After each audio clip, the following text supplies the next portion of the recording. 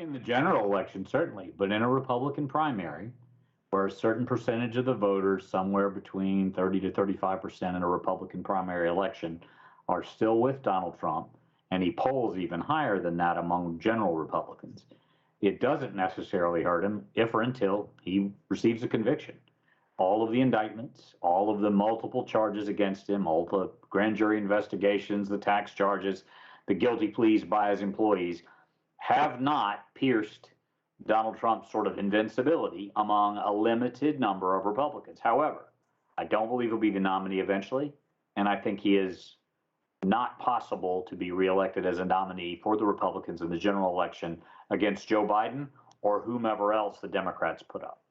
So I don't think that these particular convictions, in fact, well, sorry, not convictions. Donald Trump has been indicted in New York. We have the case in Georgia. We have the special counsel investigation until January 6th. It's a very historic and momentous occasion that Mike Pence ended up having to testify in reference to the, I believe it is momentous that Mike Pence had to actually testify this week, but I don't think that it's something that's going to ultimately impact Donald Trump. I do agree that the primary is definitely Donald Trump's primary to lose, but I also think that this election probably will end up being similar to 2016.